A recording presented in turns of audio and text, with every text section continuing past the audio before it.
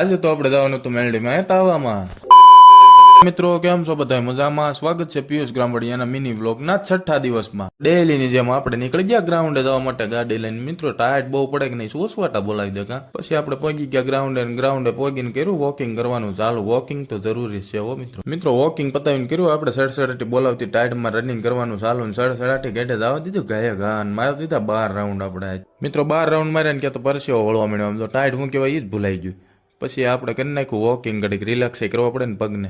અને પછી આ બાજુ આમ જો બધા કેવા ક્રિકેટ રમે છે. આપણે આવી ગયા પછી કસરત કરવા માટે. મિત્રો પગને રિલેક્સ કરવા માટે આપણે મારી દીધા સ્ક્વોટ્સ અને ત્યાર પછી મારે આપણે પુશઅપ અને મિત્રો આમ જ આપણે કરી કસરત ગણી અને પછી પુલઅપ માર્યા અને આડાવળા ઘડી કોકા માર્યા હતા. પુલઅપ ને એવું બધું કમ્પ્લીટ કરીને આપણે નીકળી ગયા ઘરે જવા માટે. મિત્રો તમને બધાને ખબર તો છે ને આપણે ગ્રાઉન્ડની તારીખો આવી ગઈ છે ક્યાં ક્યાં કોને આવ્યું એ બધાને ખબર તો છે ને. ભૂલાઈ નથી ગયું ને કોઈને. પછી આજ હતો એક મેલડીમાં તાવો હું ભાઈબંધ બે વસ્તુ હારતા હતા તેલના ડબ્બા ને બકાલો ને બધું એવું.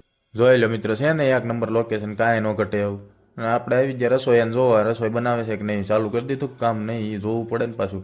પછી આ બાજુ આવ્યા ઓરિજિનલ આપણે નજારો લેવા. આમ જોવો મિત્રો કેવું પાણી પીર્યું છે 1 નંબર. ફોટા પડે ઝાકા જેવા. એ બધું જોતા આપણે આવી ગયા દર્શન કરવા માટે. મિત્રો તમે દર્શન કરી લેજો મેલડીમાં કોઈ ભૂલતા નહીં. પછી આપણે આવી ગયા રસોડા બાજુ જ્યાં તાવાનું કામકાજ ચાલુ હતું. બધા મિત્રો ને બધા કામકાજ કરતા હતા સાપડી વણતા હતા. સારું હાલો મિત્રો મારે અહીંયા હવે કામ હોય ને ઘણું એટલે આજનો વ્લોગ આપણે અહીંયા સુધી જ રાખીએ. મળીએ આપણે નવા વ્લોગમાં. Bye bye.